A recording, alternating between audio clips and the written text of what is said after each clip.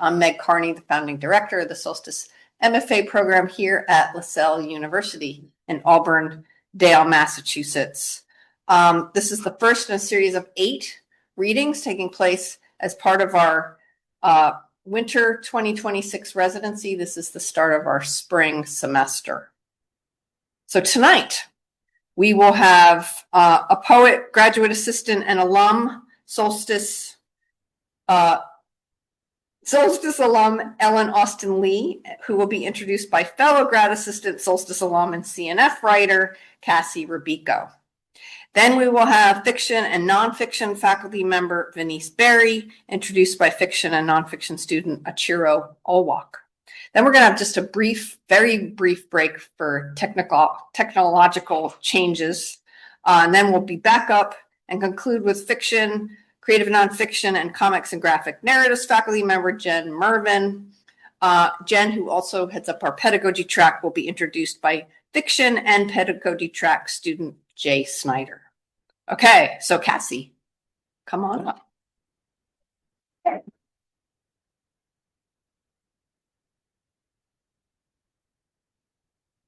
Hello, everyone. Ellen Austin Lee is the author of the poetry collection Incidental Pollen and 2 chapbooks, Firefly and Lockdown, Scenes from Early in the Pandemic. Incidental Pollen is a Trio Award finalist, Wisconsin Poetry Series semifinalist, and the runner-up to Madville Publishing's Arthur Smith Poetry Prize. Ellen is a Pushcart Prize and Best of the Net nominated poet whose work has appeared in many places. To name a few: Swim, Salamander, The Main Review, Solstice Literary Magazine, Lily Poetry Review, and One Art. She was a recipient of the Sundress Academy Spring 2024 residency, and her forthcoming Heroic Crown will be published by Milk and Cake Press in 2027. This is Ellen's 8th year curating Poetry at Artifact, a monthly reading series in Cincinnati, and her 4th winter residency as Solstice grad assistant. To quote Emily Dickinson, now I don't know if you remember last summer that Emily Dickinson visited our summer residency by way of Ellen Austin Lee. To quote Emily Dickinson, quote, I feel physically as if the top of my head were taken off, I know that is poetry, end quote. I found myself reaching for the top of my head on more than one occasion while reading Ellen's poetry collection. Her mastery of poetic forms, the palindrome, for 1 or 2 or 3, I think, in that collection, maybe 2, along with her extended metaphors, gave shape and meaning to these poems that are centered around love, loss, trauma, redemption, and recovery. Ellen continuously questions in these poems and ultimately accepts the possibility of life after death by way of preserved memory. But in the end, it's all about the bees. Nurse bees, robber bees, undertaker bees, and bees swarming my honey. These bees hover throughout the pages, bringing hope, a recaptured faith, and a stronger sense of self. This from her poem, Visible Woman. I try to shake this image, fragile. I am trapped inside, the woman in glass. Yet my presence casts solidity to this form, a definite shape, unmistakable. Seated in a dress, the pleats stir as late afternoon light shifts and animates me in amber, my lifeblood made visible. Every woman pulsing in my imprint. The birds come alive again and sing. Please give a warm welcome to my dear friend and poet, Ellen Austin Lee.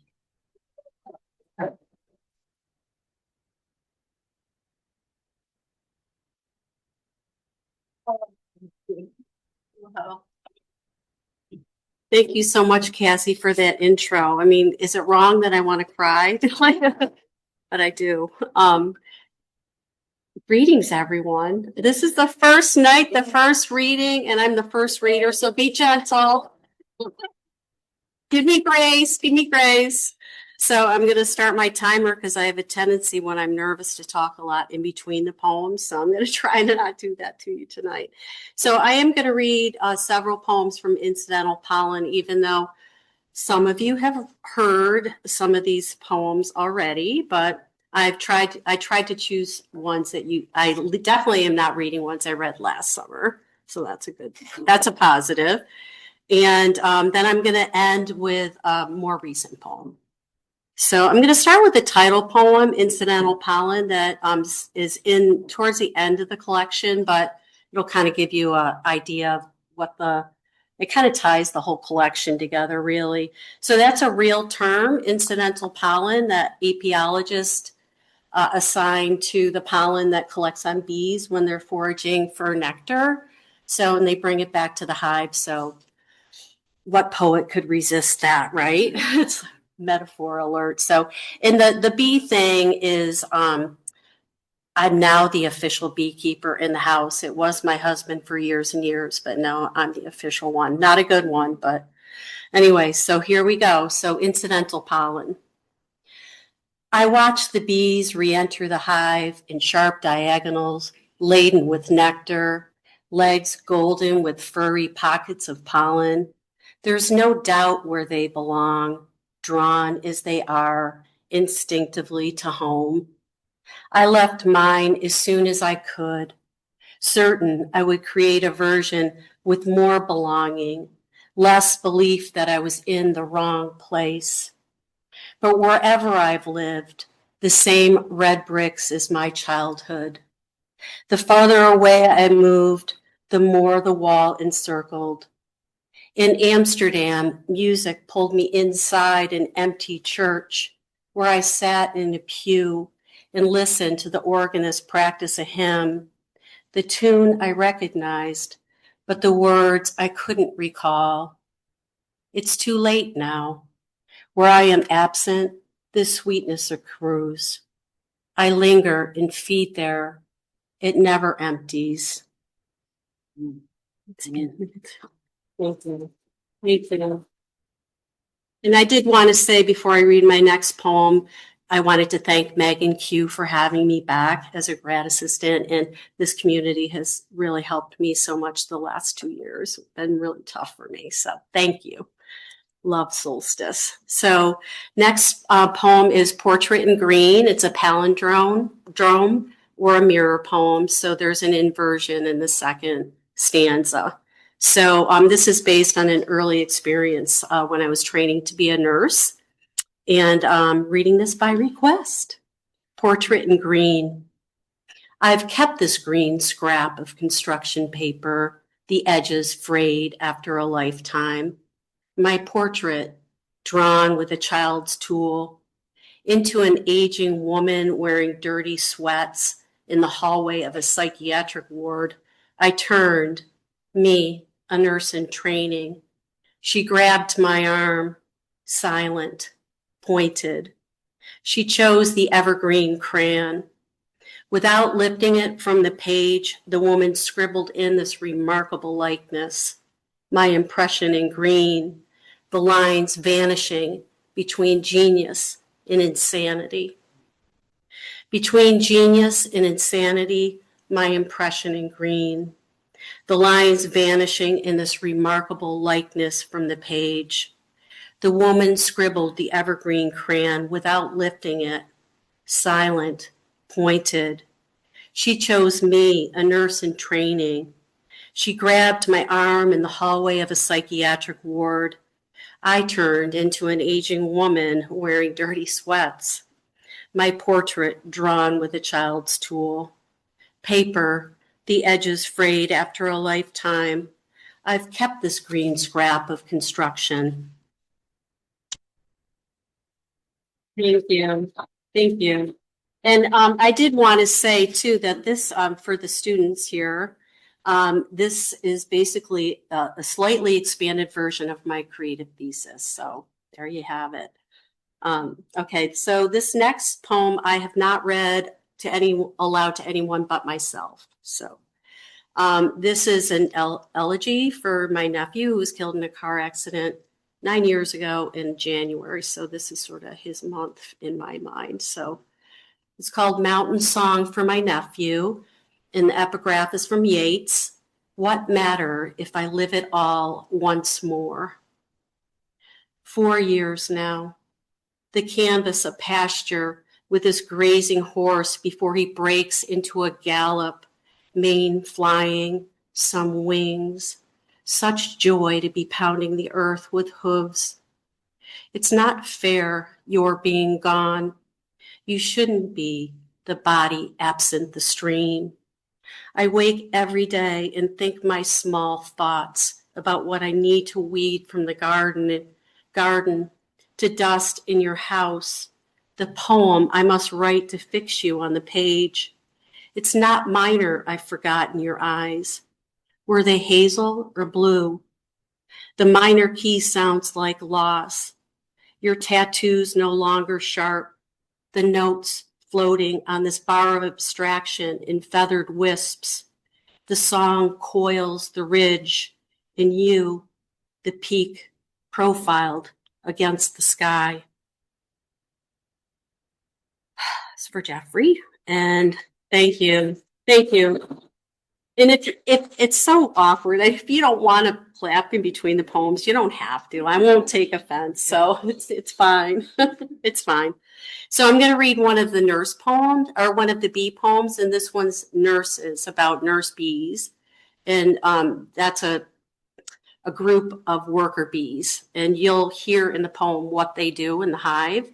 And it's an American sonnet. And so the second stanza, the nurses become human, and specifically sisters, and more specifically, myself and my sister taking care of my father in his last days of life. So, nurses.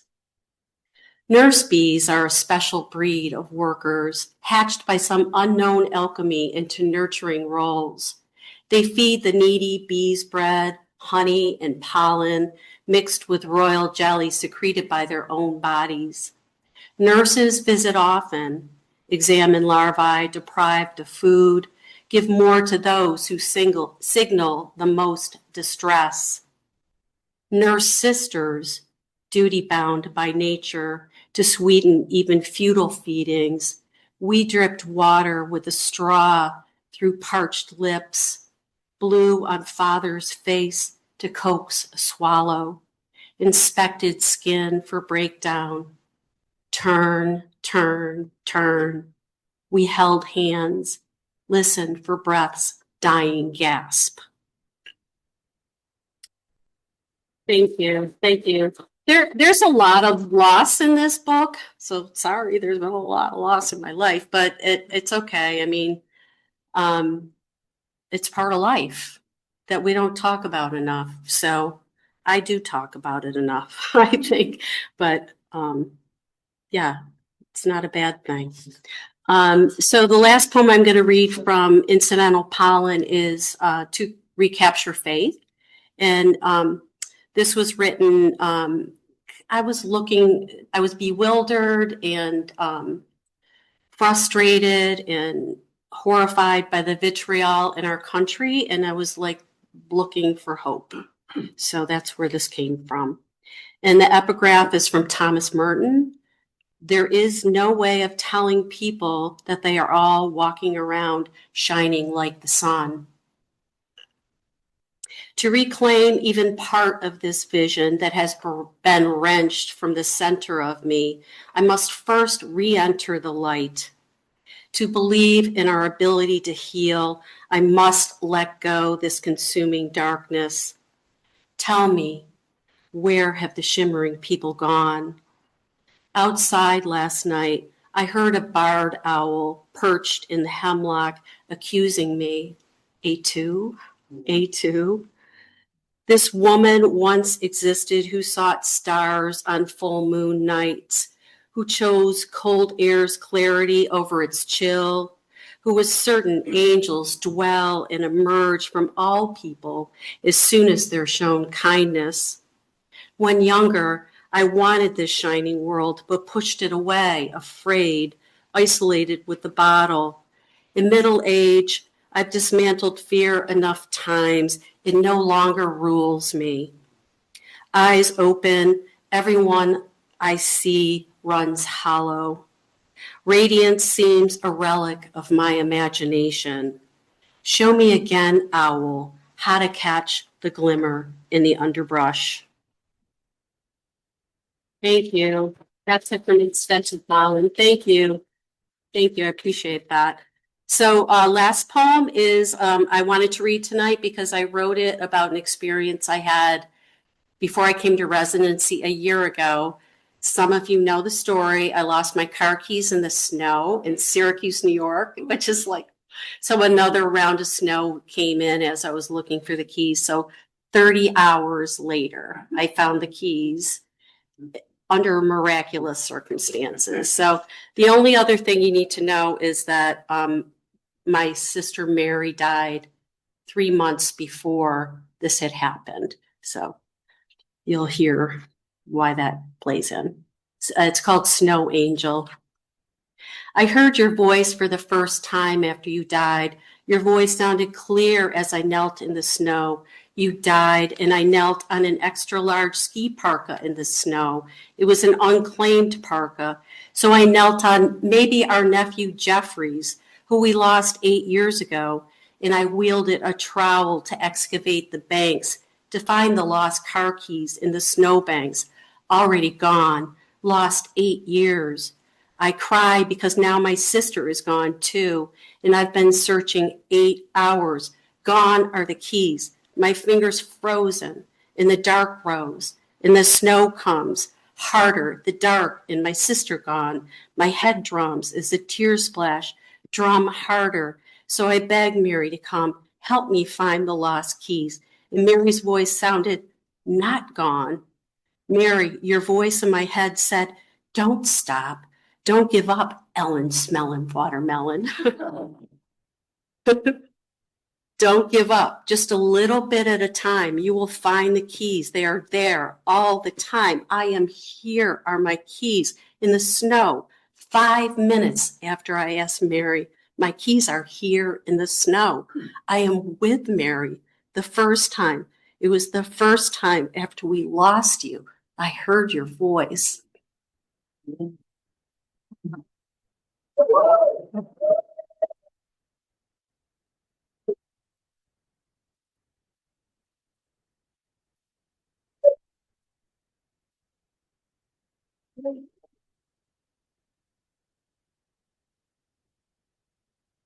Hey everybody.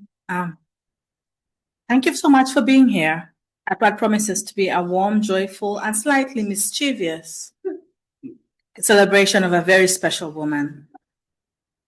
It's my honor and mild thrill, because I fully intend to embarrass her just a little, to introduce Venise T. Berry, a novelist, a scholar, a mentor, a cultural critic, and perhaps the only person who can move seamlessly from analyzing media stereotypes to recommending the perfect pair of blue jeans. Before she became the writer and teacher many of us know, Venise lived in the high-octane world of radio news. Imagine breaking stories at dawn, scrambling through holidays and deadlines that didn't care what time it was. That's where she started. And as she once confessed, she didn't like the real world, so she left the chaos of 24/7 news for something far more fulfilling, writing and teaching. Honestly, that might be the most relatable career pivot ever. I didn't really like reality, so I became a writer. Venise didn't plan to be an author. She simply loved to write. Inspired by Terry Macmillan, she dusted off a screenplay from a class and it turned into her first novel, So Good, an African-American love story. A book that launched her into the world of fiction and made readers everywhere wonder what else she had up her sleeve. What followed were 2 more national bestsellers, All of Me, a voluptuous tale, and colored sugar water. Books so full of love, self-discovery, humor, faith, doubt, and characters who feel like the cousins you only see at family reunions, but immediately fall into deep conversation with. But Venise isn't just a novelist. She is also a powerhouse scholar with a PhD in radio, TV, and film, and a longtime professor at the University of Iowa, where she writes and teaches about media, culture, race, and representation. With her brother filmmaker S. Toriano Berry, she co-authored 2 foundational books on Black cinema, The 50 Most Influential Black Films and The Historical Dictionary of African American Cinema. Together, they've also made films and started conversations that ripple across classrooms, communities, and creative spaces. As a teacher and mentor, Venise is honest. She's generous and deeply invested. She's a champion of revision. Truly, she should trademark the phrase, "Revision is my friend." She teaches that good writing comes not from inspiration alone, but from the slow, steady, and glamorous art of rewriting. And yet she somehow makes that process encouraging, empowering, and even a little fun, which is why so many of us keep coming back to her advice, her guidance, and her presence.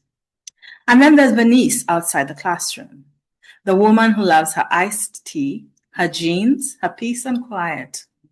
A self-described simple country girl who just so happens to critique Hollywood myth-making and inspire writers across generations.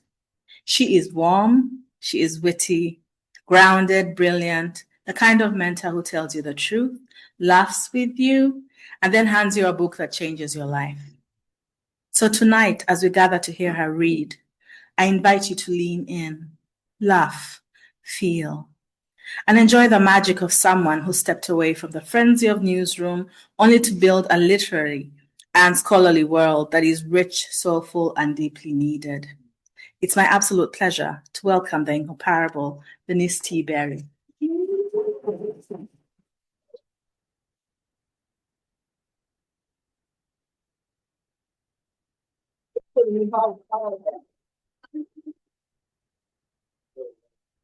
That was excellent. Thank you so much. I sound fabulous. What I wanted to do is 2 things. I brought some bookmarks for my new anthology. It's called The Black Superwoman and Mental Health, Power, and Pain. Hopefully there'll be a 30% discount between Martin Luther King's birthday and the end of Black History Month. So wait to buy it then. I just wanted to tell you what I'm going to read tonight.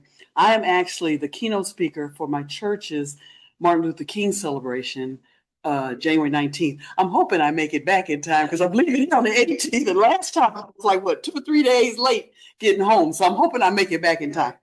But I'm practicing on you guys. Since I'm teaching the Writing for Social Media course, workshop here, and then I'm teaching this Writing for Social Media course at the university this spring, I decided there's several areas for writing for social change. I'm sorry, not social media, social change. There's several areas: editorials, essays. There's artistic or creative work like TikTok videos and memes and stuff. And then, of course, there's speaking, presentations.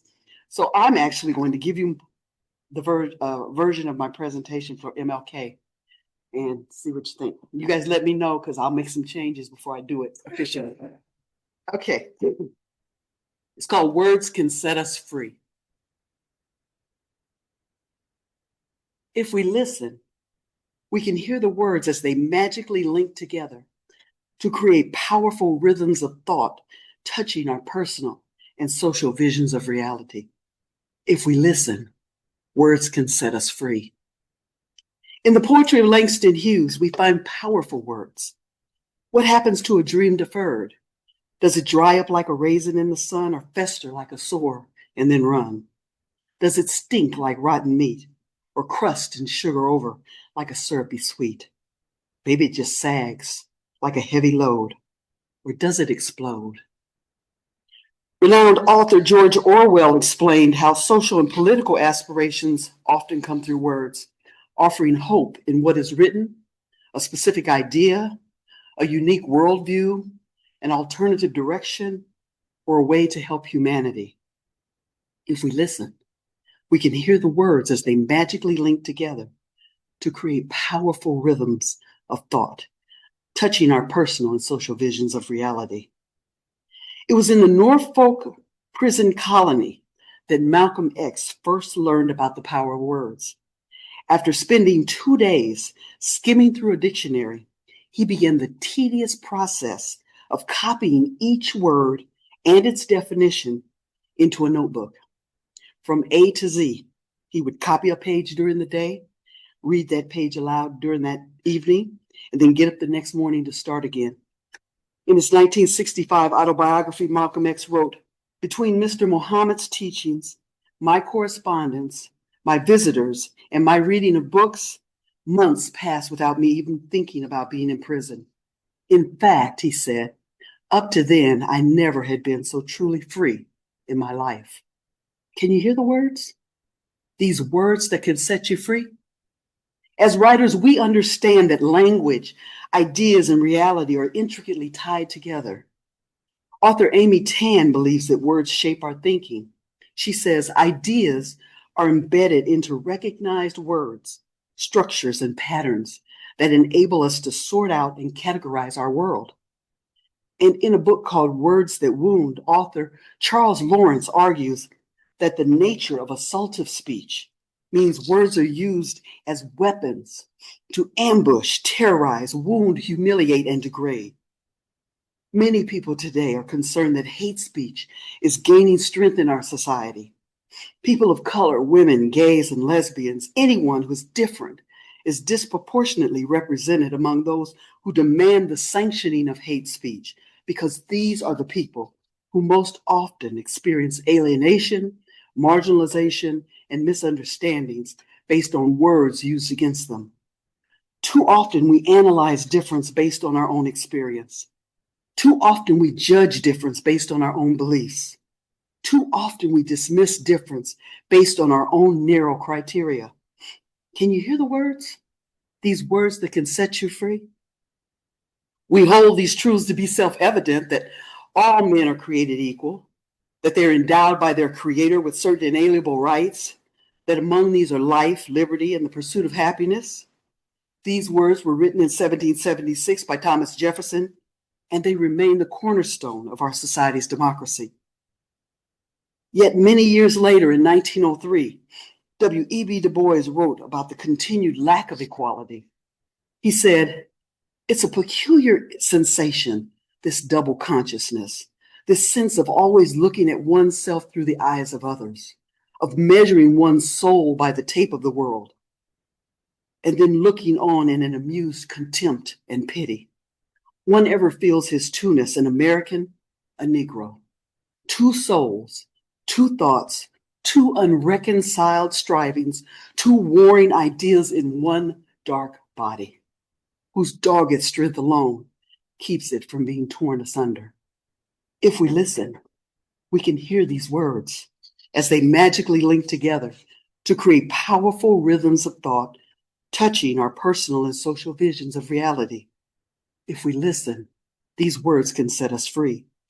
In my research on racialism in the media, I explore how today in the 21st century, we need to pay more attention to the words and ideas that are promoted in music and film and television and literature and journalism and social media. We live in a society filled with racial situations, racial messages, racial practices, and racial images. There are ugly racists who push uglier racism, but there are also popular constructions of race routinely woven into mediated images and messages that are still problematic. Racialism involves the examination of how such issues, images, ideas, and words are produced, distributed, and consumed repetitively and intertextually through the media. The focus is on how certain representations are normalized because of the media, ultimately shaping and influencing societal ideology and behavior. I explore 4 areas under the umbrella of racialism: stereotypes, biased framing, historical myths, and traditional racism. First, the common use of stereotype specifically stereotypical images and messages. These are repeated over and over and become very powerful. For example, the suggestion that the Black man is a criminal, a thug, a gangbanger, a drug dealer. When we see that idea repeated over and over on television and magazines, newspapers and music and even social media, it begins to shape our attitude when it comes to young Black men. And once that image or idea is normalized, young Black men are stigmatized in a negative mindset, and people see them accordingly. The police, the criminal justice system, educational institutions, government organizations, and even you and me. Second is biased racial framing. It includes the shaping and creation of Black cultural issues in adverse ways, such as suggesting DEI and affirmative action enables Black people to take something away from white people. Yet when you look at who the major beneficiaries of DEI and affirmative action are, it's white women. For example, white females are more than 50% of the University of Iowa's campus, while Black students, male and female, fall under 5%. So who has reaped the benefit? Third, historical myths refer to links made between Africa, African traditions, and African Americans. Many of us have never been to Africa. So that means when images and messages are primarily negative, that's what we start to believe. For example, Black men are often called apes and monkeys. There are a number of images on the internet of President Obama as an ape or a monkey. And African culture is seen as uncivilized and savage, consisting mainly of jungles, poverty, and civil wars, when they have cities just as awesome and just as huge and just as technologically advanced as ours. Traditional racism. It involves what I'm considering, or what I call, a purposeful hatred through offensive and malicious ideas and acts. For example, during his second run for president, a bumper sticker appeared mainly in the South that read, "Don't renege, don't reelect Obama." Of course, renege is tied to the racist term that's been attached to Black people. Can you hear the words? These words that can set you free? Amanda Gorman's powerful poem, "The Hill We Climb," took center stage at President Biden's 2021 inauguration.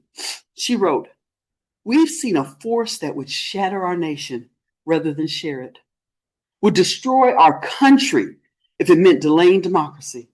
And this effort is very nearly succeeded.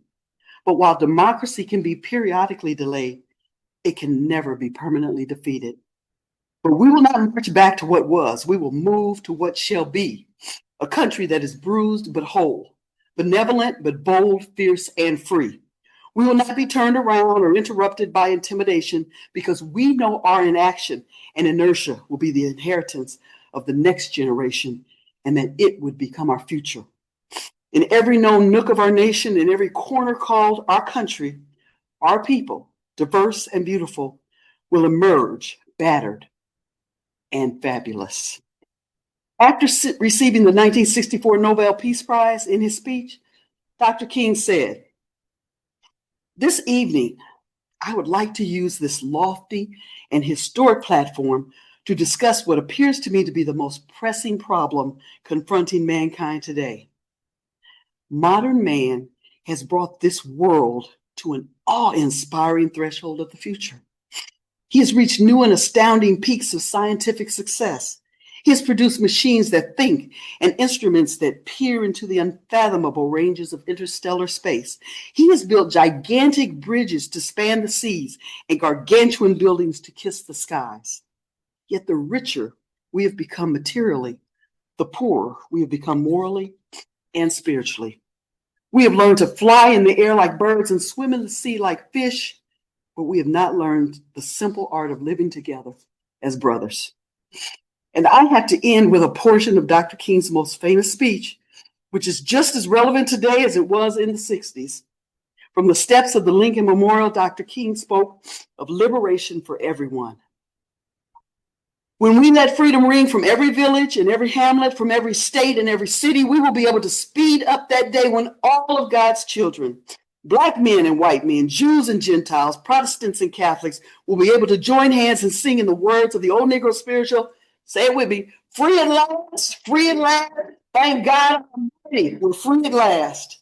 If we listen, we can hear those words as they magically link together to create powerful rhythms of thought, which can touch our personal and social visions of reality. Can you hear the words, these words that can set you free? It's my hope that one day all of us will truly understand the power of such words because they can truly set us free. Thank you.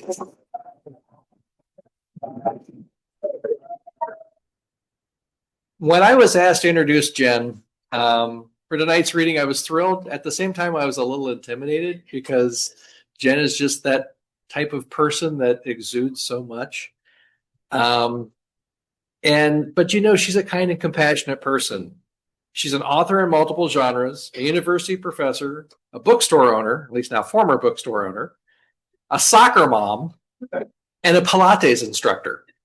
And I have no idea what that is. I imagine it's something like yoga, but Jen exudes an energy that is off the charts. In fact, I've kind of termed it as Genergy.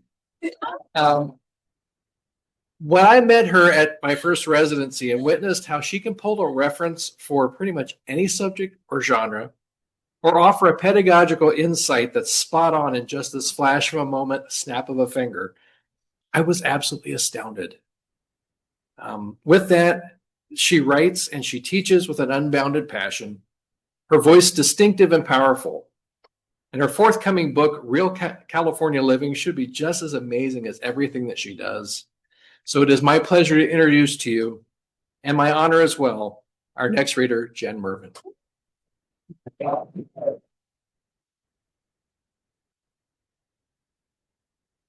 Thank you. Oh God. Thank you so much, Jay. Okay. I also just want to say thank you so much to Ellen and Venise for such incredible readings. Oh my gosh. Yeah, to share the stage with you both is just such an honor, and to know you and to get to work with you is wonderful. And I also wanted to thank Meg and Quentin and Cassie and Ellen and Noah for all the work they do and for making this community possible. 40th residency, 40th. That's incredible. So welcome to all new students. Welcome back, all the students we know and love. You guys are such a gift in my life, and I hope you know I don't never take it for granted. So tonight I'm going to be reading a short graphic essay and then a short just prose essay. So I actually forgot to title this, I realized. So I'm just like delving right in. Last residency, I read a graphic essay that I didn't have a title for, and Meg very nicely gave me my title, Eclipse. So thank you. So if you have a title idea, Meg, again, I'm just not going to title anything until Meg gives me an idea. But yeah, so I'm thrilled to share this essay with you that is currently untitled. Okay, I'm just checking that this is working. All right, so this is an essay about my maternal grandmother. My sister calls me on the phone, and then this is kind of a hard one to read because I have a lot of little interjection of captions, so forgive me as I make my way through how my brain is working with this. But yeah, this photo is of my grandmother, who we called Nana. She's thinking about getting the test to see if she has the Alzheimer's gene. Would I want to get tested too? Our Nana, my mother's mother, died of early onset Alzheimer's at age 67. 1950 is when this photo was taken. My Nana's currently pregnant with my mom, thus the heart. My Aunt Janet is in my grandfather's arms, and Grandpa served in World War II, which is why he has his uniform on. She lost all ability to speak at age 62. I don't know her voice. And then after I read these, I'm just showing you what the whole page looks like. Nana is a mystery to me. She was a child actress and a model. I don't think you can see it here, but this toothpaste is Pepsodent. So Pepsodent did not pay me for this. Hopefully they paid her. When people spoke of her, they said she was the sweetest, kindest woman who ever lived. She was incredibly beautiful. I once asked my grandfather if he thought I looked like her. He said, I take after my father's side of the family. And then I put in here, okay, she did win the 1955 North Hollywood Mrs. America contest. And that's the newspaper article from her winning that.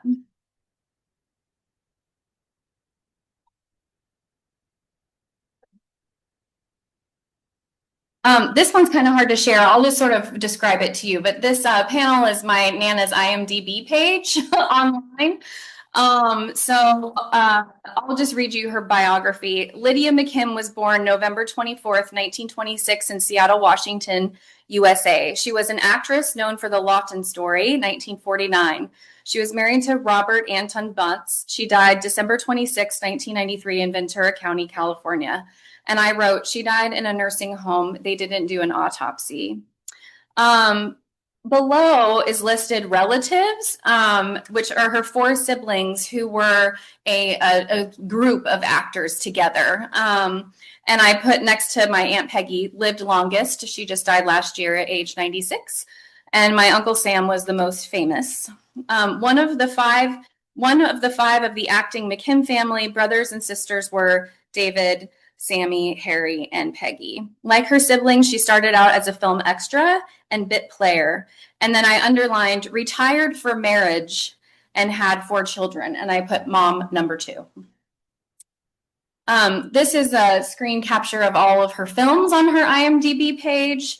I wrote there, ashamed not to have watched these. Actually, my sister and I I hope my mom's not watching. My sister and I are going to put together a gift for my mom and my aunt of clips from her. That's our project this year.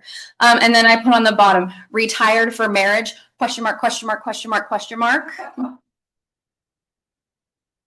All right, so that's that whole page.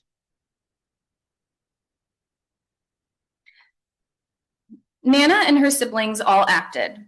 Their mom managed their careers. They moved to Los Angeles in the 1930s after their father was hurt in a logging accident. Their acting paid the bills. So you can see here the 5 of them being sort of sold together as a group.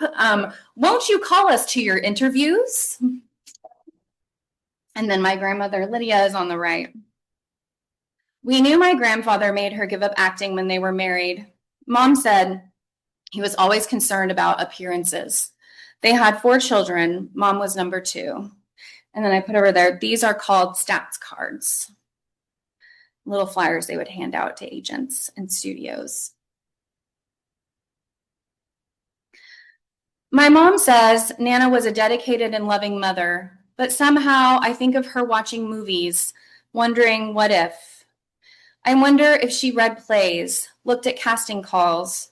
From where they lived in North Hollywood, her dream was literally around the corner. This is wooden figure of Nana from a film role, always perched in my parents' bar. My sister says it might be good to know if we have the gene, to be prepared.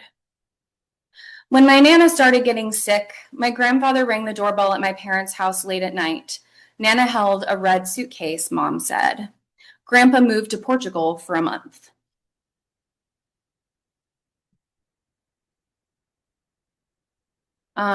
This newspaper article says Screen Juvenile begins vacation. Nana stayed with my parents. Once when she lived with us, she hid all the Christmas presents and forgot where she put them. This was a funny story until Mom said Nana had cried, thinking she had ruined everything. And Mom cried because I was 2 and my sister a newborn and everyone was overwhelmed. So this is a closer shot of the caption of the newspaper article. And the film that she's starring in is called, or playing in is called A Man to Remember, 1938. And then over here is my great-grandmother's studio pass, because my Nana was a minor and had to have a parent with her on the lot.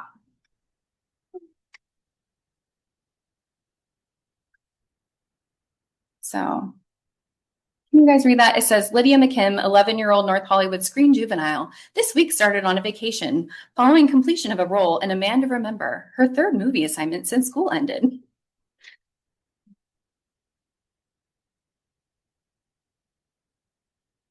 So I have written here, this is Margaret Hamilton, famous as Wicked Witch in The Wizard of Oz. And then the little girl is my Nana, age 11.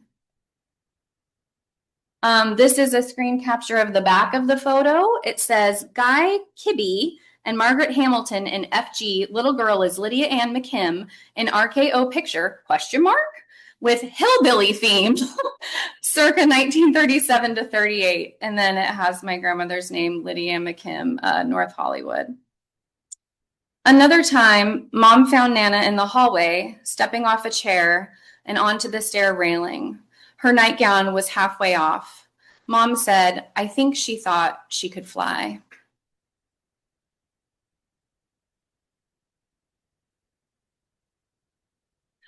I wish I remembered Nana the way she was then. That I'd woken when she moved into the hallway, dreaming of sky. That I had seen her body naked under her nightgown, maybe dancing, maybe lost in a happy memory of old romance, bliss, lightness. Vulnerable as she had wanted to be on screen, admired for her talent and beauty. Had Mom watched her for a moment in the same kind of awe before bringing her back to earth? And then I just wrote her smile because I love her smile in that picture.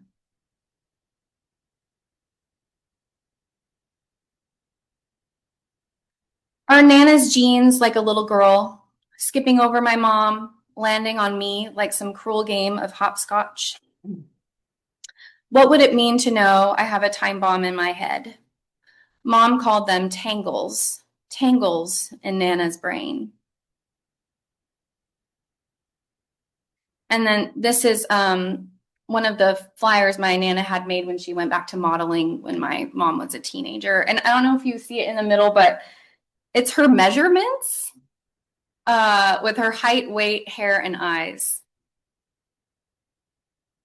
And I imagine what maybe in the 70s, she thought people would want her posing with like her cat and her phone and her children and her garden. So this is a close-up one of those images. My mom is the one on the left with the cute hair. Nana modeled again for a bit when the kids were teens. That bottom is my Aunt Marcia. Aunt Janet on the right, who died when I was 20. Mom said she was already showing signs, going to the store and coming home with nothing. I don't know a lot about my Nana, or maybe I forgot. What else did she hide that we'll never find? Wow. And that's the end. All right, I'm going to quickly read a very short essay thing. I don't even know what it is, really. But I wrote this last summer when ICE came to a strawberry field in Ventura County, which is where I grew up, in Camarillo. And it was on the news, and there were some violent altercations there. And just with everything that has been happening, I felt called to read it, and I want to dedicate it to Renee Nicole Good and all of the people who have been killed, imprisoned, kidnapped by ICE. Camarillo, California, July 2025. ICE enters the strawberry field. He spots his prey, a man bowing to the plants, his khaki shirt laid bare to the sky. Oh, I'm sorry. I also wanted to give a content warning for gun violence. I apologize about that. He spots his prey, a man bowing to the plants, his khaki shirt laid bare to the sky. ICE raises his rifle. The man falls. ICE enters the strawberry field. The man approaches and holds out a strawberry. ICE lowers his face mask. The man puts the strawberry onto ICE's tongue. It tastes like the sun. ICE enters the strawberry field by helicopter. The strawberry vines begin to rise up, their long tentacles reaching, grabbing for the helicopter's blades. When the helicopter goes down, the strawberries absorb it into their rows. When there is no one left to pick the strawberries, they ripen, fall off the vine, and helicopter themselves into the sky. A flock of strawberries, a trembling of strawberries, a wisdom of strawberries, a murder of strawberries. And they migrate south to warmer, more hospitable climes. ICE enters the strawberry field. The man approaches with his open cup. ICE crawls inside the cup. He clinks happily against the side of the cup as the man drinks him down. Ice enters the strawberry field with his brother Ice. The man continues to pick the strawberries in the field, gathering their sweet meats, their pulpy flesh. When the man throws the strawberries at Ice, the strawberries pierce Ice's armor, and Ice explode into a million red gooey pieces.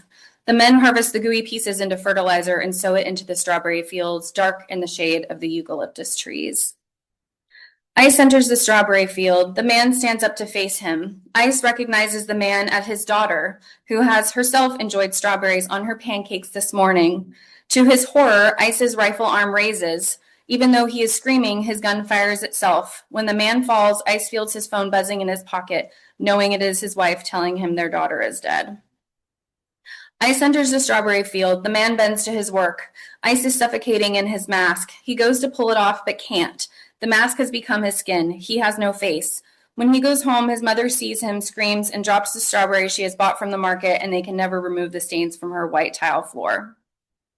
Ice enters the strawberry field. The man faces Ice, and they consider each other. In a past life, they had been lovers. When they reach for each other's hands, Ice is holding a strawberry, the man a gun. Each lifetime in exchange, bullets, food, body. In a future life on a far-flung planet, Ice and the man are captured trying to free an oppressive alien regime cast into the infinite darkness of space, their eyes frozen over, taking in black holes and star clusters. Ice enters the strawberry field. The Santa Ana winds kick up, sending his own tear gas back into his face. Ice has never cried until now, and his whole body weeps, every pore.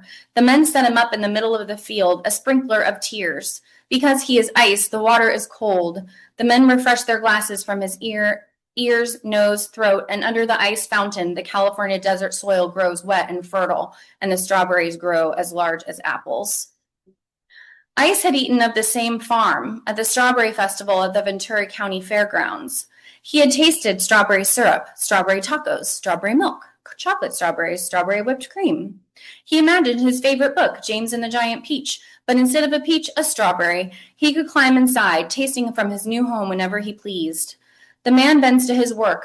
Ice reaches for his zip ties and finds them to be strawberry red vines. His vest is a strawberry fruit roll-up. Ice's eyes are the cold, hard white of an unripe strawberry, inedible. His gun is strawberry shortcake, but he cannot eat it because his tongue is strawberry jello. Ice enters the strawberry field. There are 200 individual seeds on each strawberry, and each seed is considered its own individual fruit. When you eat a strawberry, you eat 200 strawberries. Inside Ice is 200 more ice. When the man looks at Ice, he sees an army of ice. What is an ice man squared? An ice cube?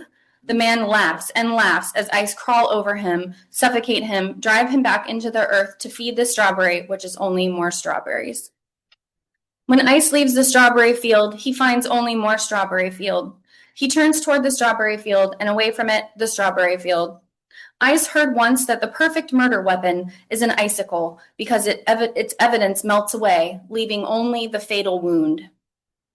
Ice enters the strawberry field and becomes a glacier, slow-moving or fast, depending on one's perception of time in seconds or millenniums, in elections or generations, in votes or prayers. Ice have shaped this land and shape it, cutting, carving their cold weight endless and impossible.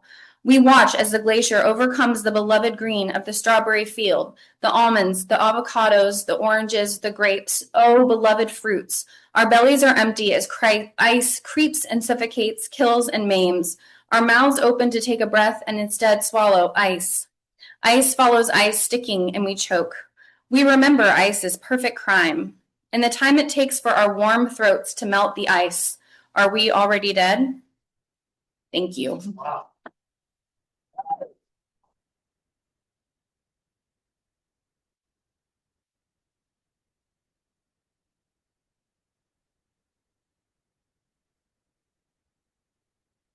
Wow, wow, wow. What a great way to start off this residency, right? Can we have one more round of applause?